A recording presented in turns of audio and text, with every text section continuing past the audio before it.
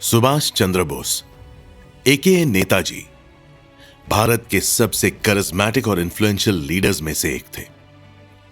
उनकी लीडरशिप, उनका पैशन और give me blood and I will give you freedom जैसे नारे ने आजादी की लड़ाई को एक अलग ही जुनून दिया। लेकिन जब 18 अगस्त 1945 को ताइवान के ताइहोकू एयरपोर्ट में एक क्रैश की खबर मिली, तो भारत ढेर सारी अनआंसरेबल मिस्ट्रीज का घर बन गया। क्या वो क्रैश सच में हुआ था? क्या नेताजी उस दिन शहीद हो गए, या फिर उस प्लेन के एशेस के पीछे कोई और स्टोरी छिपी थी? हेलो लिसनर्स, मैं हूं आपका होस्ट रियांश और आप सुन रहे हैं the Indian conspiracy podcast. We tell you things that you are not supposed to know about. और आज हम बात करेंगे about one of the most mysterious events in Indian history, the disappearance of Subhash Chandra Bose. 16th August 1945.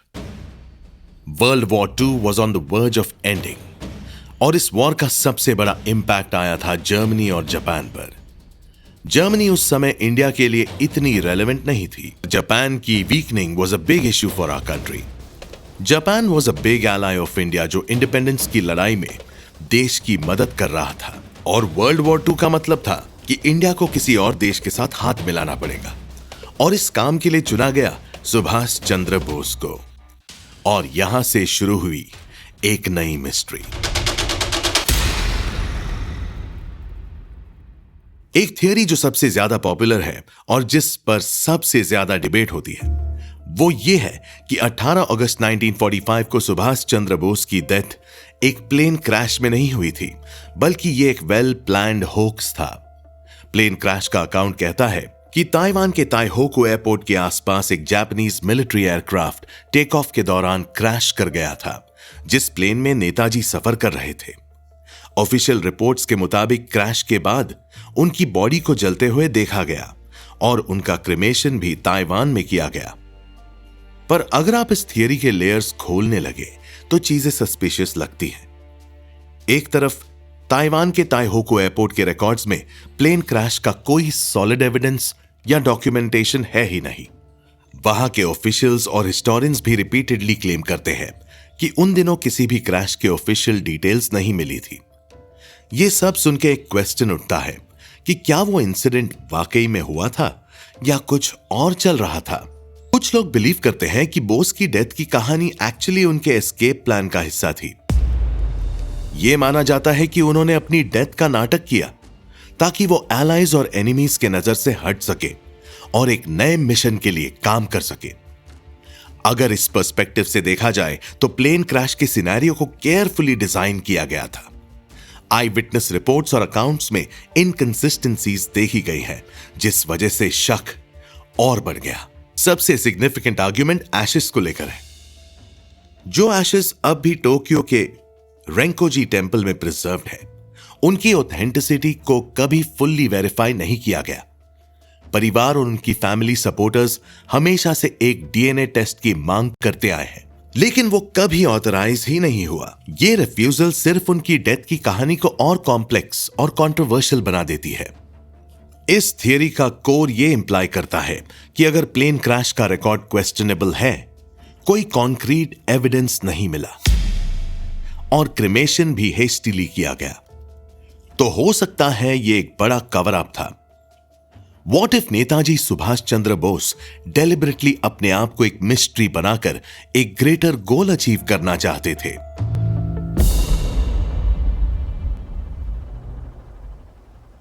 और यहां पर एक और सवाल खड़ा होता है। अगर सुभाष चंद्र बोस जिंदा थे, तो हमारे देश के बाकी पॉलिटिशियंस ने उन्हें वापस लाने का डिसीजन क्यों नहीं लिया? Did politics and diplomacy of that time bury the real truth about the plane crash? यह थियरी हमें यह सोचने पर मजबूर करती है कि प्लेन क्रैश की स्टोरी एक ट्रूथ नहीं, एक डिस्ट्रैक्शन हो सकती है। सवाल यह है, अगर उन्होंने अपनी जान बचाई तो बोस फिर गए कहां? एक और ग्रिपिंग थियरी जो नेताजी की मिस्टीरियस डिसअपियरेंस को लेकर पॉपुलर हुई, वो है उनका Russia connection. Plane crash theory पर सवाल उठते ही कई लोगों ने स्पेक्युलेट किया कि he survived the plane crash, बल्कि वो सोवियत यूनियन चले गए थे, स्पेसिफिकली स्टालिन के रेजीम के अंडर। यह माना जाता है कि उन्होंने रशिया को अपना अगला स्ट्रेटेजिक मूव बनाया था। सुभाष चंद्र बोस का इंडिपेंडेंस के लिए अपना यूनिक रास्ता लेना हमेशा जरूरी था। ब्रिटिशर्स के खिलाफ उनका विजन कभी भी कन्वेंशनल नहीं रहा। जहां एक तरफ गांधी जी और नेहरू शांति और डिप्लोमेसी के जरिए आजादी की लड़ाई लड़ रहे थे, Bose believed in direct confrontation. इस थियरी के सपोर्टर्स का यह मानना है कि प्लेन क्रैश सिर्फ एक डिस्ट्रैक्शन था जो बोस ने अपनी सेफ्टी के लिए क्रिएट किया, और असली प्लान यह था कि वो रशिया पहुंचकर वहां से सपोर्ट मांगेंगे। लेकिन अभी सवाल यह है, अगर वो रशिया गए तो क्या हुआ?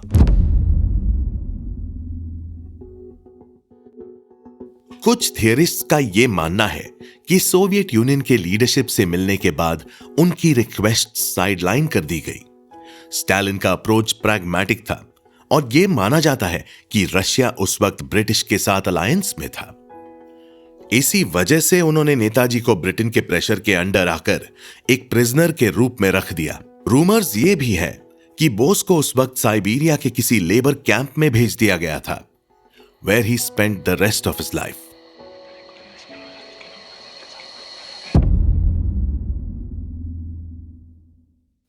अब क्वेश्चन ये बनता है कि अगर यह सच था तो बोस की कोई खबर रशिया से क्यों नहीं निकली? कुछ अनएक्सप्लेन्ड लीक्स और क्लासिफाइड डॉक्यूमेंट्स के मुताबिक नेताजी की एग्जिस्टेंस की बात रशिया के कुछ रिकॉर्ड्स में है, but due to USSR and its culture of secrecy ये इंफॉर्मेशन अनवेरिफाइड है। और अगर एक एंगल से देखा जाए, क्या यह पॉसिबल है कि ये एंटायर कॉन्स्पिरेसी एक डिप्लोमैटिक हशअप था? ब्रिटिशर्स बोस को एक अलग थ्रेट के रूप में देखते थे और उनके जिंदा होने की बात वर्ल्ड ऑर्डर के लिए एक डिसरप्शन हो सकती थी। अगर यूएसएसआर और इंडिया के बीच इंटरनल नेगोशिएशंस हुई हो और उनका नाम इंटेंशनली दबाया गया हो, तो यह दुनिया के समझ से बहुत दूर लगता है।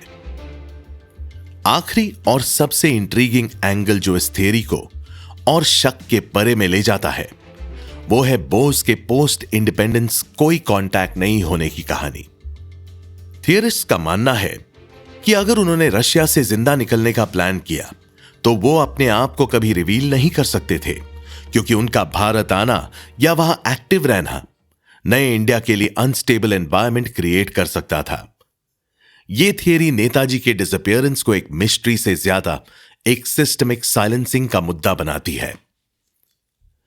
और अगर रशिया का इन्वॉल्वमेंट सच है तो वो सीक्रेट सिर्फ उनके आर्काइव फाइल्स के अंदर लॉक्ड पड़े हैं, जो शायद अब भी दुनिया की आंखों से छुपे हुए हैं। अब हम बात करते हैं सबसे इंट्रीगिंग और डिबेटेड थियरी के बारे में, जो आपने शायद पहले सुनी भी हो, गुमनामी बाबा की कहानी। यह नाम ऐसे इंसान के लिए पॉपुलर हुआ जो एक आश्रम में रहते थे और किसी से ओपनली इंटरैक्ट नहीं करते थे। लेकिन लोगों का यह मानना था कि गुमनामी बाबा कोई आम आदमी नहीं थे। इनका बिहेवियर, वॉइस, राइटिंग और फिजिकल अपीयरेंस कहीं ना कहीं हिंट करते थे कि शायद ये खुद सुभाष चंद्र बोस हो सकते हैं।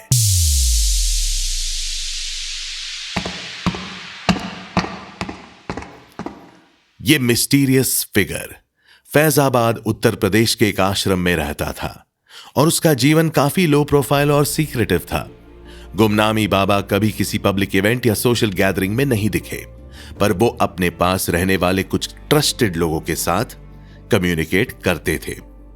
कहा जाता है कि उनका इंटरेस्ट उन्हीं चीजों में था जो नेताजी के फेवरेट सब्जेक्ट्स थे, इंडिया की पॉलिटिक्स, वर्ल्ड वॉर II और रेवोल्यूशनरी मूवमेंट्स।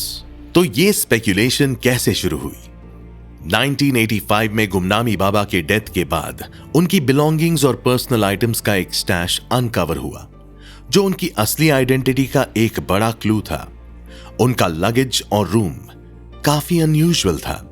उसमें बोस फैमिली के फोटोज, उनकी हैंडराइटिंग वाले लेटर्स और काफी कॉन्फिडेंशियल ऐसे आइटम्स मिले जो किसी आम आदमी के पास होना ऑलमोस्ट इम्पॉसिबल लगता है। उनका एक टाइपराइटर, बोस की बायोग्राफीज और कुछ बुक्स भी मिली, जो उनके नेताजी होने की पॉसिबिलिटी को और फ्यूल कर गई। फिर उनकी हैंडराइटिंग को नेताजी की हैंडराइटिंग के रिकॉर्ड से कंपेयर करवाया गया और सरप्राइजिंग चीज यह थी कि काफी कुछ सिमिलैरिटीज नोटिस हुई। पर फिर भी यह एक डेफिनेट कंक्लूजन पे नहीं आ सका। एक और स्ट्राइकिंग पॉइंट यह था कि गुमनामी बाबा के आश्रम के पास जो कुछ लोग उन्हें रेगुलरली मिलने आते थे, वो भी मोस्टली नेताजी के एक्वेंटेंसेस थे। इवन हाई लेवल ऑफिशियल्स और पॉलिटिशियंस तक सीक्रेटली उनसे मिलने आते थे। ये सब चीजें कॉन्स्पिरेसी थियरीज को और हवा दे गई।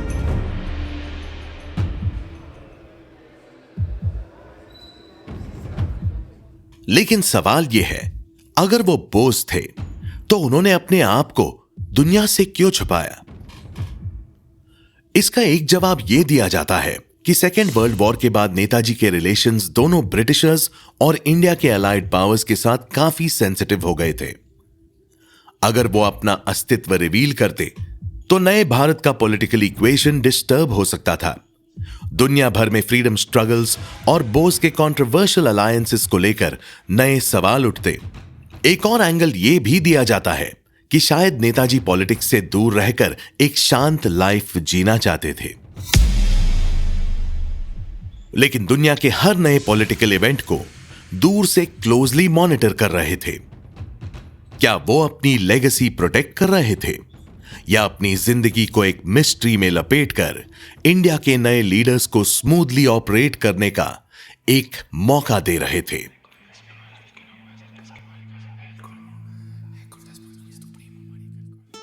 ये थियरी ऑफिशियली कभी भी प्रूव नहीं हो पाई, क्योंकि गुमनामी बाबा की बिलोंगिंग्स को कोर्ट में प्रेजेंट करने और प्रॉपरली इन्वेस्टिगेट करने के बाद भी नेताजी होने का कोई कंक्लूसिव प्रूफ नहीं मिला। आज भी एक मिस्ट्री बनी हुई है और शायद यही उसका चार्म है। एक एनिग्मेटिक सेंट, एक हिडन हीरो, या बस एक कोइंसिडेंस? ये डिसीजन सुनने वाले पे है कि उन्हें इस रिडल का क्या जवाब मिलता है। नेताजी सुभाष चंद्र बोस की लेगेसी आज भी हर भारतीय के दिल में अलाइव है, लेकिन ये कॉन्स्पिरेसी थियरीज एक फैक्ट पॉइंट करती हैं कि वो सिर्फ एक लीडर नहीं, एक अनसॉल्व्ड मिस्ट्री बन गए हैं। ट्रुथ और मिथ, बोस की कहानी हर जनरेशन के लिए एक रिमाइंडर है कि इंडिपेंडेंस के पीछे सैक्रिफाइसेस और स्टोरीज किस इंटेंसिटी की होती है। अब सवाल यह है, क्या नेताजी सच में प्लेन क्रैश में चले गए या फिर हिस्ट्री के किसी एक कोने में अभी तक मिस्ट्री बने हुए हैं?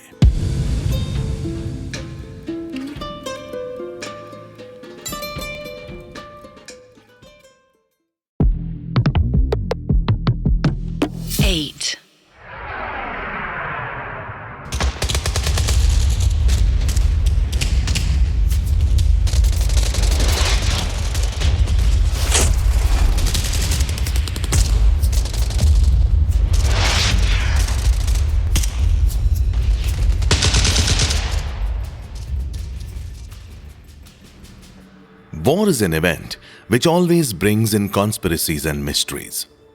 क्योंकि यहां पे लड़ाई सिर्फ गन्स और मिसाइल्स की नहीं होती। If a country wants to win a war, they not only have to beat the other nation, but they also have to outsmart them.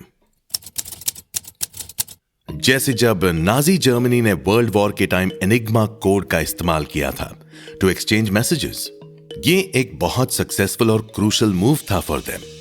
But everything changed जब एलन टर्निंग नाम के एक computer scientist और mathematician ने यह code break कर दिया। It is said that this single breakthrough decided the fate of world war 2। World war 2 की तरह ही हर वॉर मेंटली और फिजिकली ही जीती जा सकती है।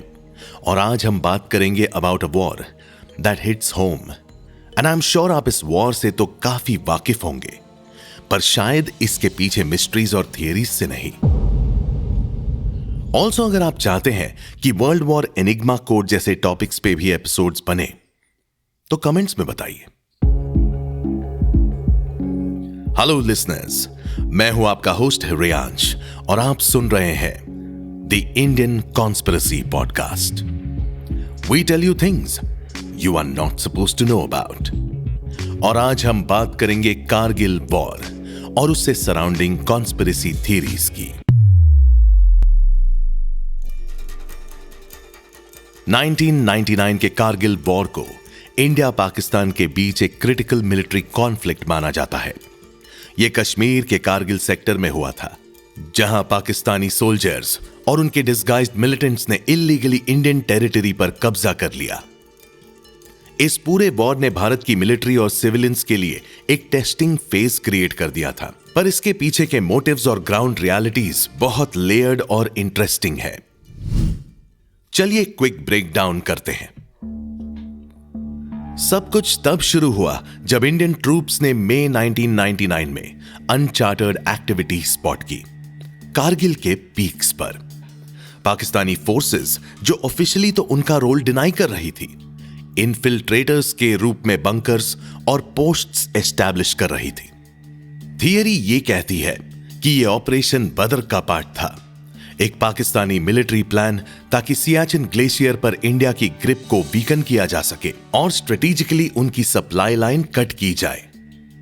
पाकिस्तान का इस ऑपरेशन के पीछे यह मकसद था कि इस मूव से कश्मीर का टॉपिक इंटरनेशनलाइज हो जाए, और जब सबकी नजर इस डिस्प्यूट पर हो तो then they will force India into a negotiation for the Kashmir dispute.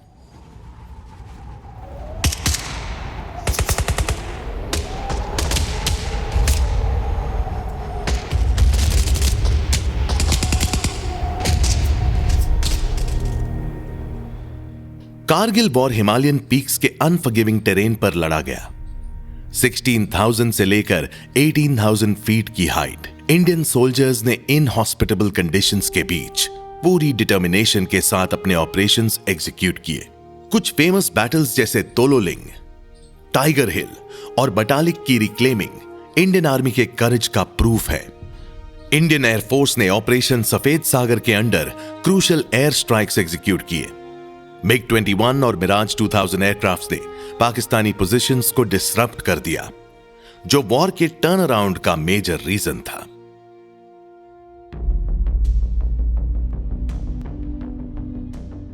Pakistan officially deny कर रहा था कि उनकी कोई मिलिट्री इन्वॉल्वमेंट है, लेकिन इंडियन फोर्सेस ने कैप्चर्ड डॉक्यूमेंट्स और कम्युनिकेशन इंटरसेप्ट करके प्रूफ दिया कि यह डायरेक्टली पाकिस्तान की स्ट्रैटेजी थी।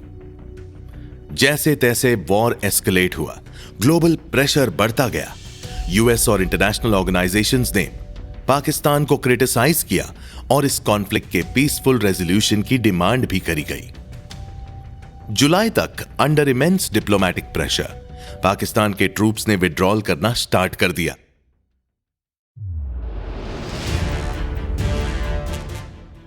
कारगिल वॉर के हीरोज ने देश के लिए अनइमेजिनेबल सैक्रिफाइसेस करे। कैप्टन विक्रम बत्रा, मनोज पांडे जैसे सोल्जर्स के ब्रेवरी स्टोरीज हर इंडियन के लिए इंस्पिरेशन है। वॉर में अराउंड 500 इंडियन सोल्जर्स शहीद हुए, पर उन्होंने इंश्योर किया कि भारत की टेरिटरी इंटैक्ट रहे। एक और चीज जो नोटवर्दी है वो थी सिविलियंस का रोल। आम जनता ने अपना सपोर्ट दिखाया और अपना रोल निभाया थ्रू डोनेशंस एंड सप्लाईज, जिससे पूरे देश ने एक यूनाइटेड स्टैंड रखा throughout the war.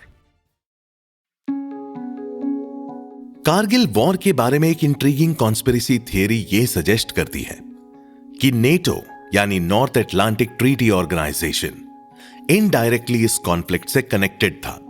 Officially तो नेटो का रोल इस वॉर में नहीं था, लेकिन कुछ रिपोर्ट्स और थियरीज कहते हैं कि ग्लोबल पावर्स जो नेटो का पार्ट है, उन्होंने इस वॉर को अपने स्ट्रेटेजिक इंटरेस्ट्स के लिए मैनिपुलेट किया। चलिए इस थियरी को एक्सप्लोर करते हैं और समझने की कोशिश करते हैं, क्या सच में नेटो की शैडो कारगिल वॉर पर था?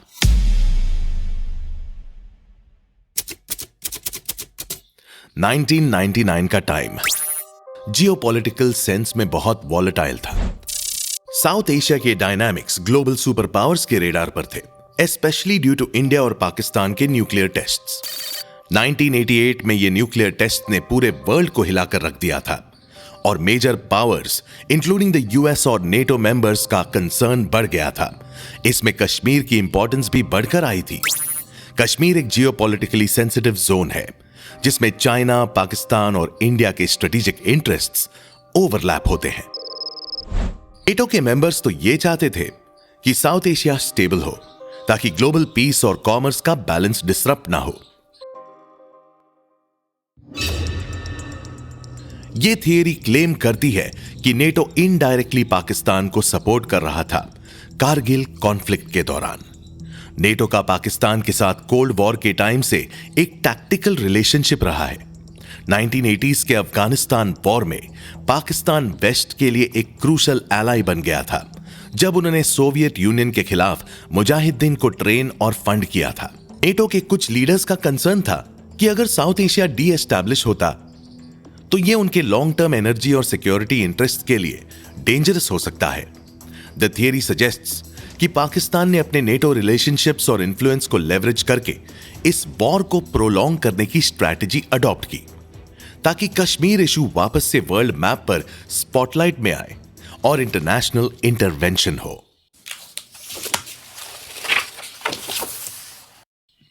कारगिल वॉर के दौरान ये एलिगेशंस उठ के आई थी कि पाकिस्तान के पास एडवांस सर्वेलेंस और सैटेलाइट डेटा था जो उनके ट्रूप्स को टैक्टिकल एडवांटेज दे रहा था। कॉन्स्पिरेसी थियरी यह है कि पाकिस्तान को यह डेटा नेटो लिंक्ड नेशंस के कोवर्ट चैनल से मिल रहा था। Western Nations specially the US और नेटो मेंबर्स के पास एडवांस सैटेलाइट टेक्नोलॉजी थी जो कारगिल सेक्टर के रियल टाइम मूवमेंट्स कैप्चर कर सकती थी। थियरी कहती है कि यह इंफॉर्मेशन कुछ नेटो इनसाइडर्स के थ्रू पाकिस्तान आर्मी के टॉप ऑफिसर्स तक पहुंचाई गई थी ताकि उनका इन्फिल्ट्रेशन ऑपरेशन स्मूथ हो।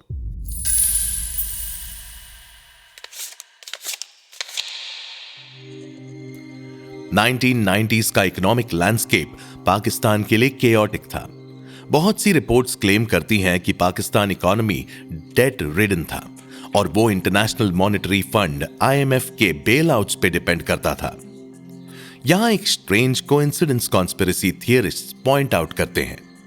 1999 के आसपास पाकिस्तान के लिए एक IMF बेल आउट अप्रूव हुआ था डिस्पाइट पाकिस्तान के डेटेरिएटिंग इकोनॉमी और पॉलिटिकल इंस्टेबिलिटी के। थियरी क्लेम करती है कि नेटो और IMF के कुछ मेंबर्स ने बेल आउट पाकिस्तान को सटली सपोर्ट करने के लिए अप्रूव किया ताकि यह उनके जियो स्ट्रेटेजिक पर्पसेस सर्व करे, स्पेशली कश्मीर इशू के एलिवेशन और इंडिया के डोमिनेंस को कंटेन करने के लिए। इस कॉन्स्पिरेसी का एक एंगल यह कहता है कि नेटो को इस रीजन में बैलेंस मेंटेन करना था। अगर इंडिया ज्यादा डोमिनेंट होता है तो रशिया और चाइना के साथ उसकी प्रॉक्सिमिटी बढ़ने का रिस्क होता है, लेकिन अगर पाकिस्तान फेल होता है तो इस्लामिस्ट एक्सट्रीमिज्म और टेररिज्म स्प्रेड होने का डर था। थियरी कहती है कि नेटो के कुछ फैक्शंस ने डेलिबरेटली पाकिस्तान को अंडरहैंडेडली सपोर्ट किया ताकि रीजन में स्ट्रेटेजिक केओस बना रहे। इंडिया के अग्रेसिव रिस्पॉन्स और इवेंचुअल विक्ट्री ने नेटो और ग्लोबल पावर्स को दिखाया कि इंडिया एक रिलायबल पार्टनर बन सकता है in counter terrorism and regional stability. Pervez Musharraf का नाम कारगिल वॉर से काफी ज्यादा जोड़ा जाता है, लेकिन कॉन्स्पिरेसी थियरिस्ट्स कहते हैं कि कारगिल वॉर उनका एक पर्सनल एजेंडा अचीव करने का एक जरिया था। थियरी यह कहती है कि जनरल मुशर्रफ ने कारगिल वॉर को डेलिबरेटली प्लान किया ताकि सिविलियन गवर्नमेंट को वीक दिखा सके और पाकिस्तान आर्मी को डोमिनेट कर सके, से स्ट्रांग दिखा सके। जब कारगिल वॉर बैकलैश और इंटरनल क्रिटिसिज्म की वजह से नवाज शरीफ की इमेज हर्ट हुई, मुशर्रफ ने उसका फायदा उठाकर अक्टूबर 99 में कूप करके पावर ग्रैब कर लिया। कारगिल वॉर सिर्फ एक बॉर्डर कॉन्फ्लिक्ट के रूप में नहीं देखा जा सकता। कॉन्स्पिरेसी थियरिस्ट्स कहते हैं कि मुशर्रफ कश्मीर इशू को इंटेंशनली एस्केलेट करके इंटरनेशनल इंटरवेंशन का मैदान रेडी करना चाहते थे। उनका एम था कि नेटो या यूएन जैसे ग्लोबल बॉडीज को क्राइसिस का सॉल्यूशन ढूंढने के लिए मजबूर करे। लेकिन असली रीजन पाकिस्तान मिलिट्री की इंपॉर्टेंस को शोकेस करना था।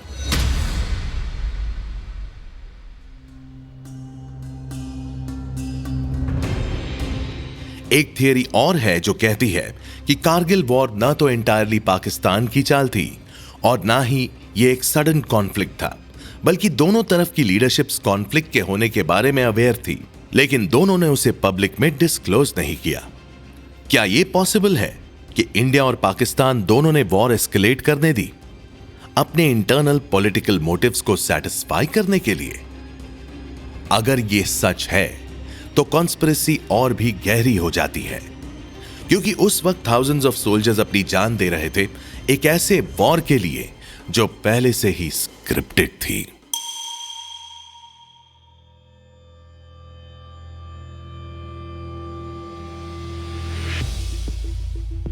एक फाइनल थियरी यह भी कहती है कि कारगिल वॉर का ग्लोबल एंगल ज्यादा सिग्निफिकेंट था।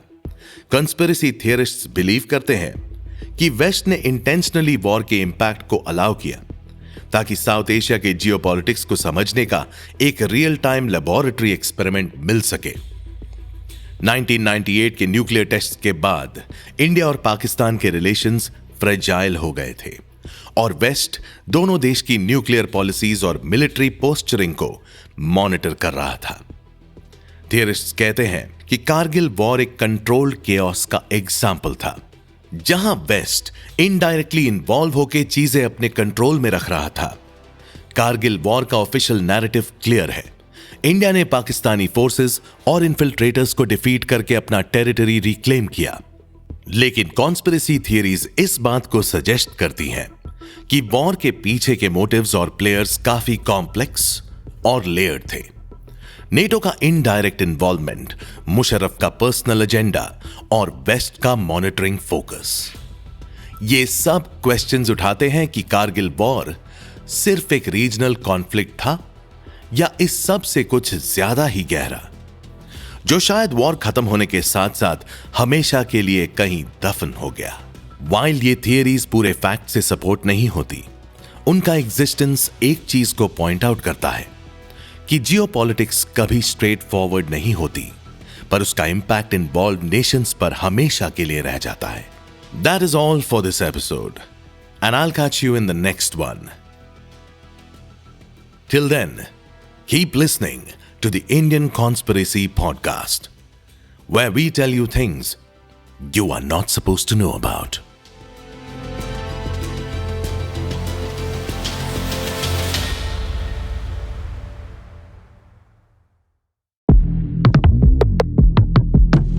Eight.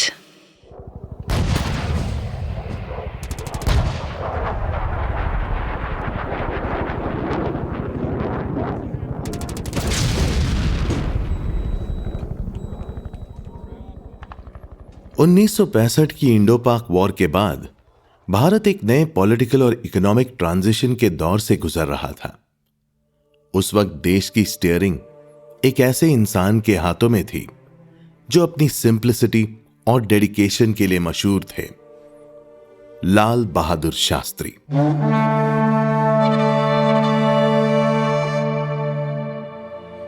एक लीडर जो एक आम आदमी की तरह जिया, and he built a legacy like no one else. देश के लिए उनका दिया हुआ नारा जय जवान जय किसान सिर्फ शब्द नहीं, एक जज्बा था जो हर भारतीय के दिल को छू गया। पर यह सोचिए, जो लीडर भारत को एक नए फ्यूचर की तरफ ले जा रहा था, passes away in the most random and mysterious way possible। 11 जनवरी 1967 की रात ताशकेंत यूएसएसआर में शास्त्री जी का निधन हुआ। It was declared that he died from a heart attack।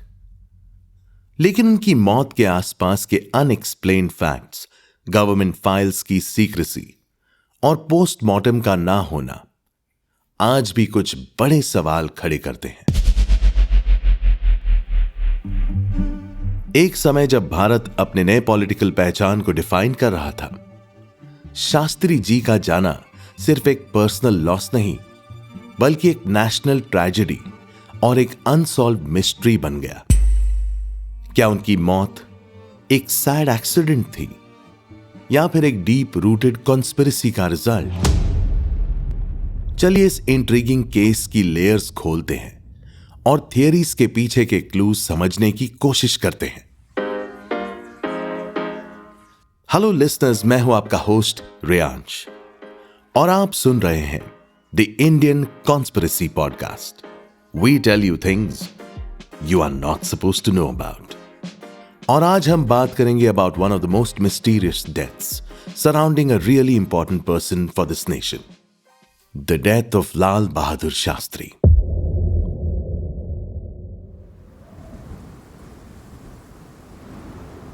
Tashkent, one of the coldest January in USSR, और पूरी दुनिया लाल बहादुर शास्त्री के सबसे रीसेंट डिप्लोमैटिक सक्सेस पर नजर रखे हुई थी।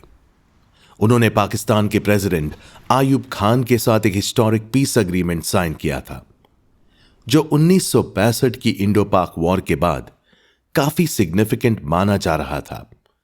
यह एग्रीमेंट, जो ताशकंद एग्रीमेंट कहलाया, दोनों देशों के बीच टेंशन कम करने और एक नए डिप्लोमैटिक पाथ की शुरुआत थी। पर शायद तकदीर को कुछ और ही मंजूर था। 11 जनवरी 1967 की रात पीस ट्रीटी साइन करने के कुछ घंटों बाद शास्त्री जी को अचानक सीवियर चेस्ट पेन की दिक्कत हुई। रिपोर्ट्स के मुताबिक उन्होंने एक डॉक्टर और उनकी टीम को बुलाने की डिमांड की। इमरजेंसी मेडिकल अटेंशन उन्हें तुरंत प्रोवाइड की गई, पर वो उनको बचा नहीं पाए। सुबह तक दुनिया भारतीय प्राइम मिनिस्टर के निधन की खबर जान चुकी थी। हार्ट अटैक का ऑफिशियल कॉज स्टेट किया गया और उनका निधन एक नेचुरल डेथ माना गया। लेकिन यहां कुछ डिटेल्स ऐसे भी थे जो डाउट्स पैदा करते हैं। पहली बात तो यह कि उनका कोई फॉर्मल पोस्टमार्टम नहीं किया गया, जो कि अपनी जगह में एक बहुत ही अनयूजुअल डिसीजन था, एस्पेशली पुटिंग इनटू कंटेक्स्ट कि यह कोई मामूली डेथ नहीं है। We are talking about the sitting prime minister of a nation. Second, Shastri ji के घर वालों और उनकी पर्सनल स्टाफ की तरफ से यह क्लेम आया कि क्योंकि बॉडी पर ब्लू मार्क्स और डिसकलरेशन था, जो यूजुअली पॉइजनिंग के केस में आते हैं, पर इसकी कभी साइंटिफिक इन्वेस्टिगेशन नहीं हुई। रशियन डॉक्टर्स का कहना था कि यह एक नेचुरल डेथ थी और इसी लाइन पर भारत की गवर्नमेंट ने भी चर्चा बंद कर दी। ये सब अनएक्सप्लेन्ड फैक्टर्स होने के बावजूद ऑफिशियल नैरेटिव को समझने के लिए एक बैलेंस्ड पर्सपेक्टिव लेना जरूरी है। क्या सब कुछ सिर्फ एक अनफॉर्चुनेट सर्कमस्टेंस था या फिर सच में कुछ छुपाया गया? There are a lot of theories and speculations जो इन्हीं डाउट पॉइंट्स को अनरावल करता है।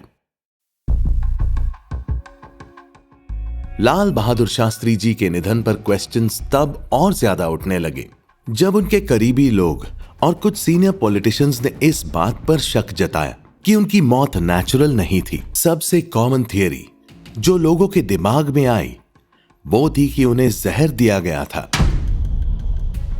रिपोर्ट्स के हिसाब से जब उनकी बॉडी उनके परिवार के पास लाई गई तो उस पर ब्लू पैचेस और डिसकलरेशन काफी क्लियरली विजिबल थे। अब ये मार्क्स किसी भी एक्सीडेंटल पॉइजनिंग या डेलिब्रेट असैसिनेशन का सिग्नल देते हैं, पर सैंगल की कभी भी प्रॉपरली इन्वेस्टिगेशन नहीं हुई। यही नहीं, ललिता शास्त्री जी ने भी बार बार यह सवाल उठाया था कि उनका पोस्टमार्टम क्यों नहीं किया गया। एज डिस्कस्ड बिफोर, एक सिटिंग प्राइम मिनिस्टर के लिए यह एक एक्स्ट्रा ऑर्डिनरी लैप्स था। इमेजिन कीजिए, एक प्राइम मिनिस्टर जो एक हिस्टोरिक इंटरनेशनल समिट में एक पीस ट्रीटी साइन करके अपने देश के लिए डिप्लोमैटिक विक्ट्री लेकर आ रहे हैं, पर उनका पोस्टमार्टम नहीं होता। शास्त्री जी के असिस्टेंट रामनाथ, जो ताशकंद में उनके साथ थे, उन्होंने भी क्लेम किया कि प्राइम मिनिस्टर का लास्ट मील कुछ ऐसा था जो सस्पिशियस था। उस रात उन्होंने रशियन कुक्स की जगह एक इंडियन शेफ से खाना बनवाया था, जो उनके खास इंस्ट्रक्शंस के मुताबिक था, और फिर उनकी हेल्थ का इतना अब्रप्टली डिटेरियरेट होना बहुत लोगों के लिए स्ट्रेंज था। और जब कोई प्रॉपर इंक्वायरी नहीं होती तो शक अपने आप और ज्यादा बढ़ जाता है। उनका रूम और खाना किसी ऑफिशियल प्रोटोकॉल के अकॉर्डिंग प्रॉपरली चेक नहीं किया गया, और जो मिस्ट्री इस मैटर में और गहरी हुई वो ये थी कि रशियन डॉक्टर्स ने भी पॉइजन के पॉसिबिलिटी को कंप्लीटली रूल आउट नहीं किया, पर इसका मेंशन कभी उनके फाइनल मेडिकल रिकॉर्ड्स में नहीं था।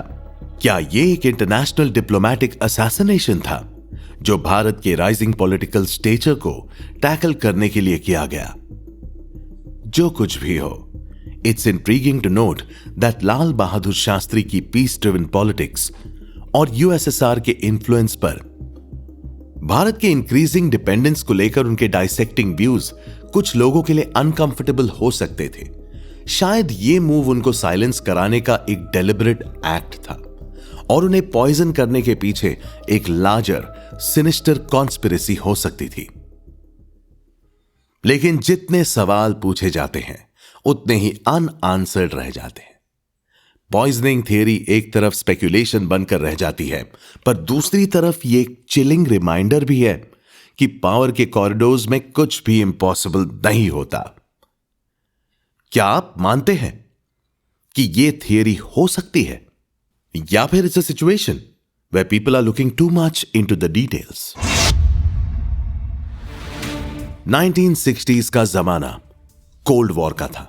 यह एक ऐसा एरा था जिसमें दुनिया की दो बड़ी पावर्स यूएसएसआर और यूएसए के बीच डिवाइड हो चुका था। इन दोनों सुपर पावर्स के इंटेलिजेंस एजेंसीज केजीबी और सीआईए कोवर्ट ऑपरेशंस के लिए नोटोरियस थी, और जब एक इंडियन प्राइम मिनिस्टर की सडन और मिस्टीरियस डेथ एक सोवियत सिटी में होती है तो थियरीज तो जरूरी बनेगी, राइट? लाल बहादुर शास्त्री की डेथ के बारे में कॉन्स्पिरेसी थियरिस्ट्स का एक एंगल यह भी है कि यह पूरा मामला एक elaborate cold war chess game का पार्ट था। शास्त्री जी टास्केंट में एक historic Indo Pak peace agreement sign करने गए थे। यह अग्रीमेंट केवल इंडिया और पाकिस्तान के टर्म्स को स्टेबलाइज करने के लिए नहीं था, बल्कि यूएसएसआर के लिए यह एक चांस था कि वो साउथ एशिया में अपनी स्ट्रेटेजिक पोजीशन और मजबूत करे। लेकिन यह डील यूएसए के इंटरेस्ट के खिलाफ थी। कहा जाता है कि यूएसए एंड यूएसएसआर दोनों की अपनी अपनी स्ट्रैटेजीज थी और उन्हें इंश्योर करना था कि उनका इन्फ्लुएंस इंडिया पे बना रहे। शास्त्री जी एक सेल्फ रिलायंट इंसान थे और अपने डिसीजन मेकिंग स्किल्स के लिए जाने जाते थे। वो किसी भी फॉरेन पावर के अनड्यू इन्फ्लुएंस के अगेंस्ट थे। कॉन्स्पिरेसी थियरिस्ट्स का यह भी कहना है कि उनके प्रिंसिपल्स दोनों सुपर पावर्स के जियोपॉलिटिकल गेम्स के लिए प्रॉब्लमैटिक हो सकते थे। इस स्पेक्यूलेशन के पीछे एक सेंटिमेंट है कि उनकी इंडिपेंडेंस और प्रैग्मैटिक थिंकिंग दोनों सुपर पावर्स के लिए एक ऑब्स्टिकल बन सकती थी।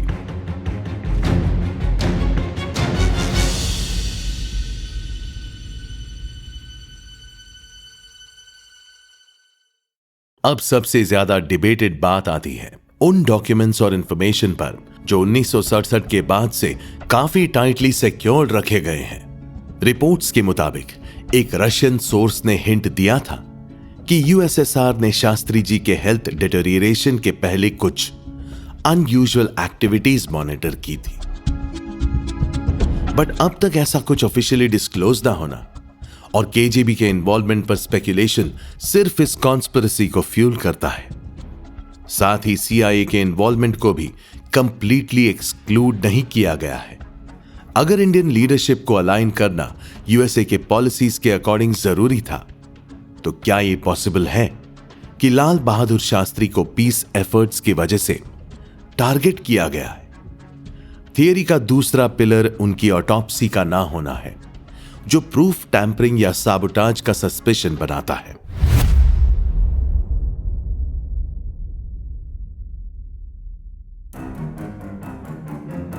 लेकिन सबसे इंट्रिगिंग बात यह है कि शास्त्री जी के परिवार के questions directly cold war dynamics और इस पोटेंशियल इन्वॉल्वमेंट की तरफ पॉइंट करते हैं। ललिता शास्त्री, उनकी विडो ने रिपीटेडली कहा था कि उनकी मौत में एक कवर अप एलिमेंट है जो शायद इंटरनेशनल पावर पॉलिटिक्स के साथ जुड़ा था।